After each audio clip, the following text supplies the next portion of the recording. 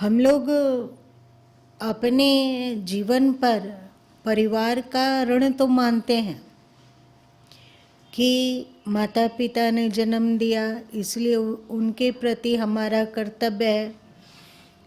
ईश्वर की इच्छा से हम एक ही माता पिता से आए, इसलिए अपने भाई बहनों पर तो कर्तव्य है।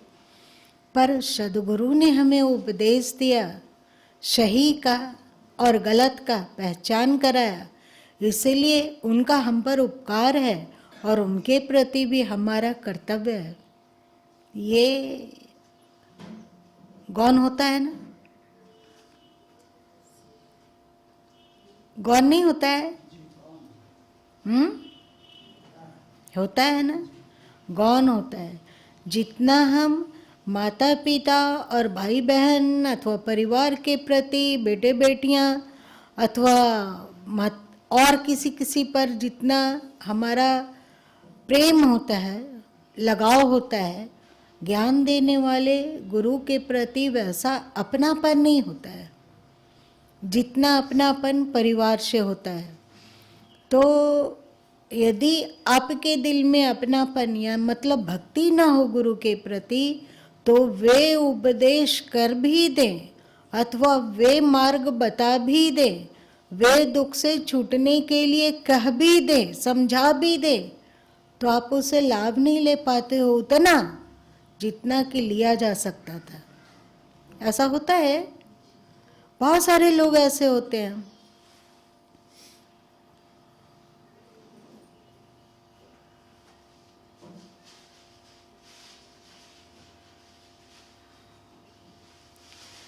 गुरु नानक देव जी के 2 पुत्र थे। कौन कौन? बहुत बार बताए हैं, श्रीचंद और लक्ष्मीचंद।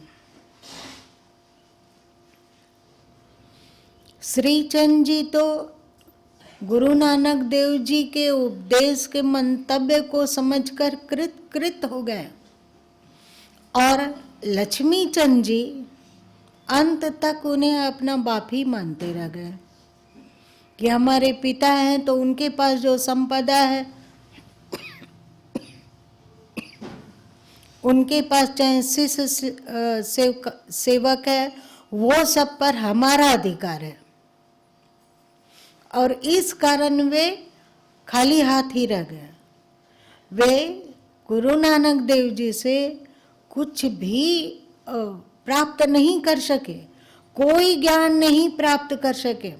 एक संसारी व्यक्ति की तरह गुरु नानक देव जी से अंतिम श्वास तक लड़ते झगड़ते रहे। गुरु नानक देव जी चले गए और गुरु नानक देव जी अपना उत्तराधिकारी अंगद को बना गए, अपने पुत्र को नहीं। इसका क्या कारण है? क्या गुरु नानक देव जी का श्री लक्ष्मीचंद जी से नफरत था, द्वेष था? नहीं, क्योंकि जीवन काल में वे गुरु नानक देव जी पर गुरु भक्ति के समान प्रेम लगाव नहीं रखे। हमेशा जपते रहे कि ये तो हमारे पिता हैं, इनकी संपदा पर हमारा अधिकार है, तो खाली हाथ के खाली हाथ रह गया। वैसे ही गुरु माँ के पास एक दिन में कितने लोग मिलने आते हैं और कितने लोग अपनी समस्या सुनाते हैं और कितने लोगों को उसका गुरु माँ उपाय बताते हैं, ये तो नहीं पता है, कभी गिना नहीं गया।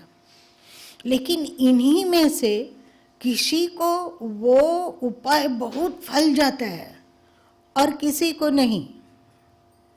कारण क्या हो सकता है? जाती रही भावना जैसी नहीं, जिनमें गुरु भक्ति है और वो गुरु के उपदेश को सुनकर अथवा गुरुदेव के सुझाव को सुनकर एकदम विश्वास पूर्वक, तत्परता पूर्वक तदनुरूप करता है, तो वहाँ वो जरूर फलप्रद होता है। पर जिनको अपने गुरु की वाणियों पर उतना विश्वास नहीं है, भरोसा नहीं है, सोचता है कि ऐसा नहीं हुआ तो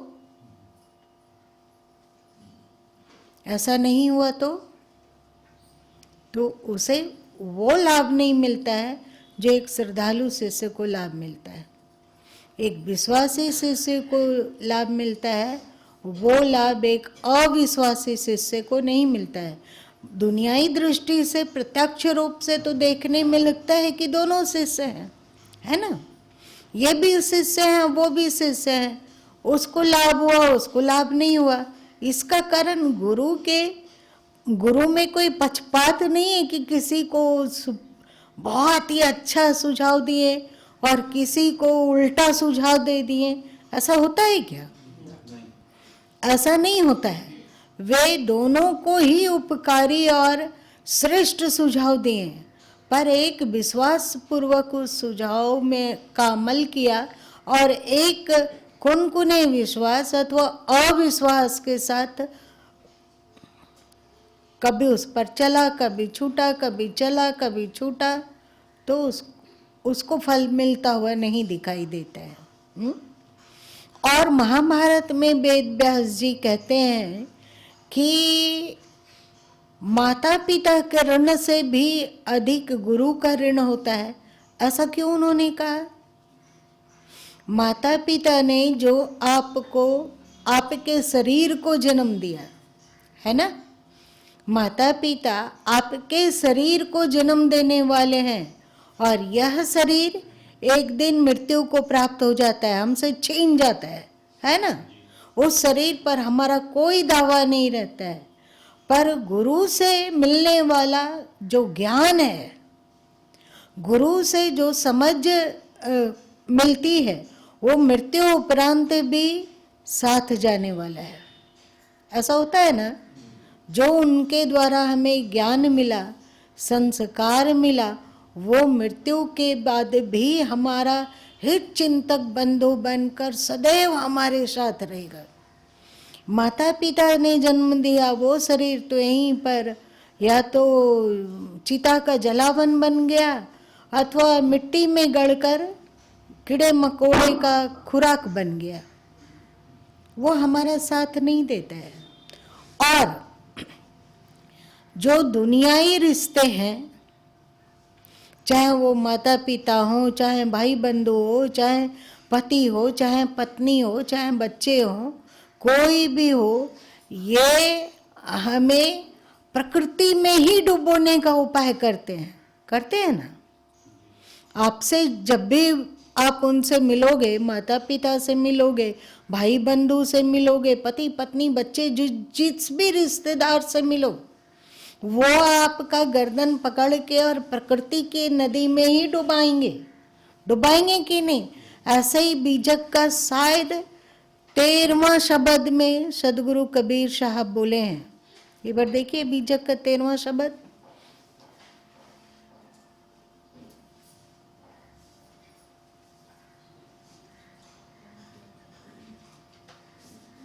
राम तेरी माया धुंधी बजावे। पढ़िए। राम तेरी माया धुंधी बजावे, गतिमति वाकी समुझ परे नहीं, सुर नर मुनहि नचावे। काश से मर तेरी सखा बढ़ाए, फूल अनुपम बानी, केतिक चात्रिक लाग रहे हैं देखत रुआ उड़ानी। का हजूर बड़ाई तेरी फर कोई नहीं पावे, ग्रसम ऋतु जब आए तुलानी, छाया काम न आवे। अपने चतुर अवर को सिखवे, कनक कामनी स्यानी, कहें कबीर सुनो हो संतो, राम चरण रति मानी। ये लोग अपने आप को चतुर समझकर मोह के बंधन में ही, प्रकृति के जाल में ही बांधते हैं। बांधने वाला परिवार और बंधने वाला व्यक्ति दोनों ही प्रकृति के भवधारा में डूबता उतराता रहता है। आप भौतिक रिश्तेदारों के प्रति प्रेमवान हैं, तो ये रिश्तेदार आपको मोह की धारा में डुबाएंगे या प्रकृति से ऊपर उठाने का पुरुषार्थ करेंगे? मोह की धारा में ही डुबाएंगे। आप परिवार से में मोहांध हैं और परिवार आप पर मोहांध है, चलो दोनों एक दूसरे का गर्दन पकड़ो और मोह की धारा में डुबाओ। एकमात्र सच्चे सदगुरु ही हैं जो कहते हैं कि अपने सभी कर्तव्यों का पालन करो, पर मोह मुक्त होकर, है ना। एक सदगुरु ही है, मतलब आत्मज्ञानी सदगुरु ही है जो आपको मोह से ऊपर उठाने के लिए उपदेश करते हैं। वे आपको प्रकृति की धारा में नहीं डुबाना चाहते हैं। प्रकृति के प्रति जो आपका कर्तव्य है उसे कीजिए, पर प्रकृति के मोह में मत बहिए। प्रकृति के मोह से उठकर परमात्मा तत्व को पहचानिए, क्योंकि उसके सिवा सगा और अपना कोई दूसरा है ही नहीं, है क्या। जिस परिवार परिजन के प्रति हम लोगों का मोह है, या तो मृत्यु के साथ वे हमसे दूर हो जाते हैं, अथवा हम मृत्यु में डूबकर, मतलब मृत्यु को प्राप्त करके उन परिजनों से छूट जाते हैं। फिर अगले जन्म में मुलाकात होगी कि नहीं सो पता नहीं है। पर यदि आप सदगुरु के चरणों में भक्ति करते हो तो वे कहते हैं इनके प्रति कर्तव्य कर, पर मोह से ऊपर रह, क्योंकि यहाँ पर ये तेरे सगा नहीं है। तेरा सगा तेरा संस्कार है, तेरा मन है, इससे भी आगे ईश्वर है। तो गुरु कहते हैं कि परिवार और परिजन के प्रति जो मोह है वो तो बिल्कुल कांच की चूड़ी की तरह है, कभी भी टूट सकती है कि नहीं। और फिर इसके आगे जो आपका है, आपका परिवार, फिर आपका मन और संस्कार, ये मेहंदी के समान है जो आपके साथ तब तक चलता रहेगा जब तक कि आप मुक्त नहीं हो जाते, है ना। परिवार तो हम लोगों की यात्रा है कि दुनिया में आते हैं क्योंकि संसार का आकर्षण है, संसार का मोह है, इसलिए हम लोग दुनिया में तब तक आते रहेंगे जब तक सत्य में स्थित ना हो जाए। और तब तक हम सत्य में स्थित नहीं हो जाते, तब तक ये संस्कार और मन, शरीर तो बदलता रहेगा और ये फिर से नया नया शरीर को गढ़ता रहेगा। कभी इस शरीर में आ गए, कभी उस शरीर में आ गए, कभी इस जाति में जन्म मिल गया, कभी उस जाति में जन्म मिल गया, कभी इस परिवार में जन्म हो गया, कभी किसी और परिवार में जन्म हो गया। आप जैसा संस्कार बनाते हैं, आप विकारी संस्कार बनाते हैं, निर्विकारी संस्कार बनाते हैं, उसी के अनुसार आपका मन बनता जाएगा। अथवा आप जैसा अपना मन, विचार, सोच बनाते हैं, उसी के अनुरूप आपका संस्कार बनता जाएगा। आपके मन में अच्छे विचार आ रहे हैं या गलत विचार आ रहे हैं, आपका संस्कार सही बन रहा है या आपका संस्कार मलिन बन रहा है, इसको आपके कौन कौन से रिश्तेदार देखते हैं। आपका संस्कार अच्छा बन रहा है कि बुरा, इस पर कौन चौकन्ना होता है। हमारे माँ बाप चौकन्ना होंगे या हमारे भाई बहन, अथवा हमारे पति पत्नी, अथवा संतान, कोई नहीं। आप जैसा सोचो, जैसा विचारो, वैसा वैसा आप अपने संस्कार और मन को बनाइए, वैसा वैसा भोगने के लिए धरती पर नए नए जन्म लीजिए। एक सदगुरु ही है जो आपको कभी प्रेम से, कभी डांट कर, कभी कठोर होकर, कभी दुलार कर ये बताते हैं कि बच्चे ये संस्कार गलत है। आप जो इस तरह का मन का निर्माण कर रहे हो, ये मन आपको रुलाएगा, आज भी, आगे भी, इस जन्म में भी, अब आने वाले जन्मों में भी। तो वे आपको हमेशा अच्छे संस्कारों को अर्जित करने के लिए प्रेरित करते हैं ना। आप गलत करते हो तो वे आपको टोक देते हैं कि बच्चे ये गलत है, ऐसा नहीं। और आपको सही संस्कार आप अर्जित कर सकें, इसमें सतत आपको सहयोग मिलता रहता है कब? जब आप में गुरु भक्ति हो। यदि गुरु भक्ति ना हो तो गुरु दिया कह और चला गया बह। गुरु उपदेश करते रहे पर शिष्य में क्योंकि भक्ति नहीं है, इसलिए वह अपने मन के प्रवाह में बहता रहा। ये मन का प्रवाह उसे कहाँ पहुंचा देगा, किस दुख के दलदल में धंसाएगा, किस कुयोनी में जन्म दिलवा देगा, सो कहा नहीं जा सकता। इसलिए वेद व्यास जी महाभारत में कहते हैं कि सभी तीर्थ में माता है। मतलब आप माता के चरण को छूते हो तो समझो कि आपने सभी तीर्थों में नमन कर लिया, सभी तीर्थों में स्नान कर लिया, डुबकी लगा दिया। यदि आप पिता के चरणों को छूते हो तो समझो कि सभी देवताओं के आगे आप झुक गए, मतलब सभी देवताओं का नमन आपने कर लिया। पर वेद व्यास जी कहते हैं कि यदि तुम गुरु के चरण को में झुकते हो, गुरु के चरण को छूते हो, गुरुदेव से प्रेम कर पाते हो, तो आप समझना कि आप साक्षात परमात्मा के चरणों को छू लिए, परमात्मा चरणों में झुक गए और परमात्मा की ही भक्ति हो आपने कर लिया। तीर्थ नासवान है, क्योंकि ये तीर्थ कहाँ है? धरती में है कि आसमान पर है? धरती पर है। तो धरती स्वयं ही क्षणभंगुर है, मतलब नष्ट होने वाली है, तो इसके तीर्थ भी तो क्षणभंगुर ही है ना। और तीर्थों में जो उपस्थित देवता हैं वो सच है क्या? वो भी सच नहीं है। तो आप यदि उस देवता को प्रणाम किया तो देवता भी नश्वर है, इसलिए आपकी भक्ति भी नश्वर है, उससे आपको बहुत कुछ नहीं मिलेगा। और देवता स्वयं ही भटके हुए हैं, जो कि आपके बीजक शब्द 80 में आया हुआ है, बीजक रमैनी 80 में आया हुआ है। हाँ, देवचरित्र सुनो रे भाई। तो आप इन तीर्थों में यदि डुबकी लगा भी दिए तो भले ही सोच लो कि आप पाप मुक्त हो गए, पर आप पाप मुक्त नहीं हो पाते हैं। हो पाते हैं? नहीं हो पाते हैं।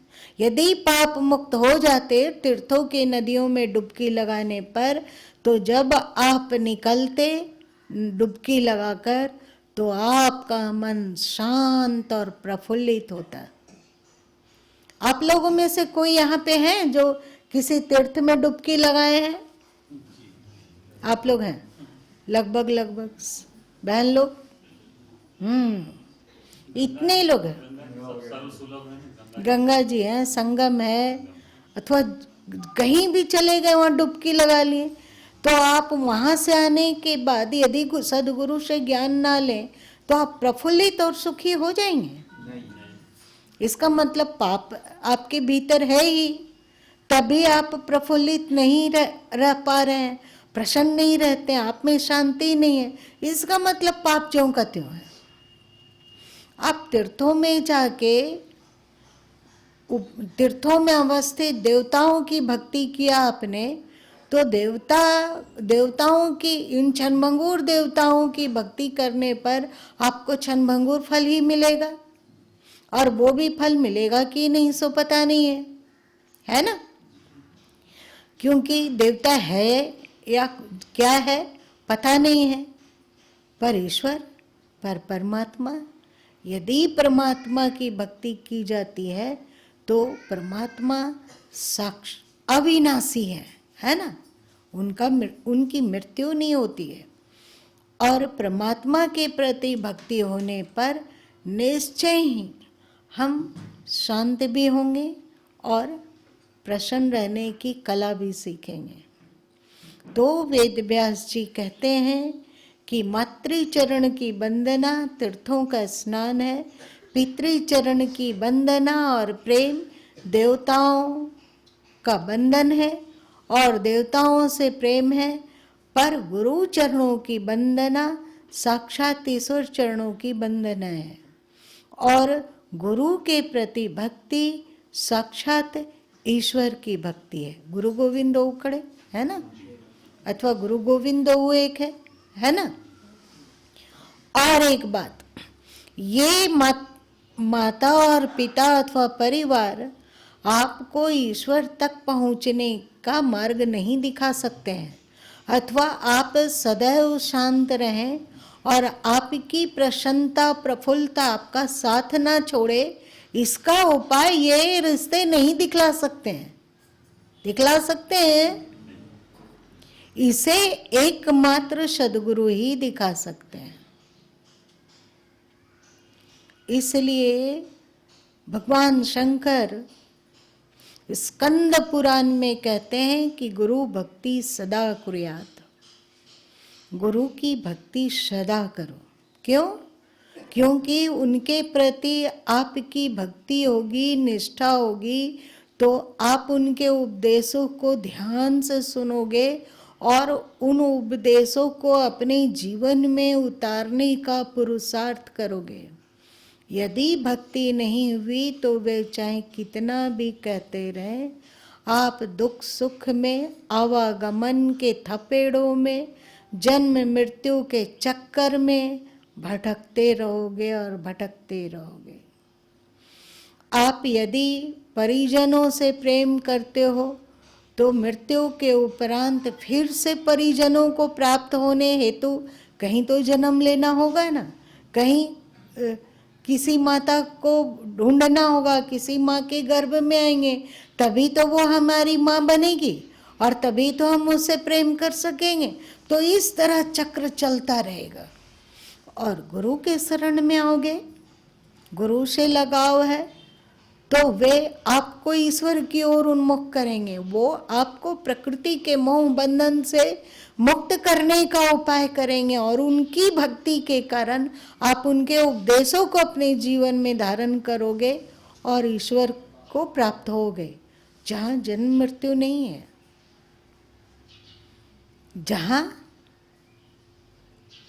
जहाँ शाश्वतता है, शांति है, आनंद है। और सच्ची बात यही है कि हम लोगों के असली माता पिता बंधु बांधव देव सब कुछ वो ईश्वर ही है। आप लोग गाते हो ना, तुमेव माता च पिता तुमेव बंधुश्च सखा तुमेव। क्या इस ज्ञान को आप अपने भीतर धारण करते हो या रोबोट की तरह केवल इसे गा देते हो? हमारे माता पिता बंधु और देवता सब कुछ ईश्वर ही है, और उस ईश्वर की ओर उन्मुखता केवल और केवल गुरु भक्ति से ही संभव है और कहीं से भी नहीं। इसीलिए सदगुरु कबीर साहब इस बात को कह रहे हैं। ठीक है, आज इतना ही रहने देते हैं।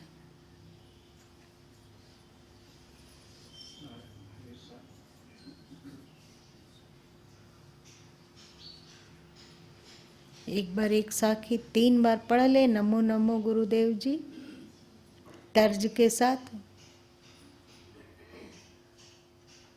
नमो नमो लख बार मानुस्ते देवता किया। नमो नमो गुरुदेव जी, नमो नमो लख बार, मानुष से सेवा किया, करत न लागी वार। नमो नमो गुरुदेव जी, नमो नमो लख बार,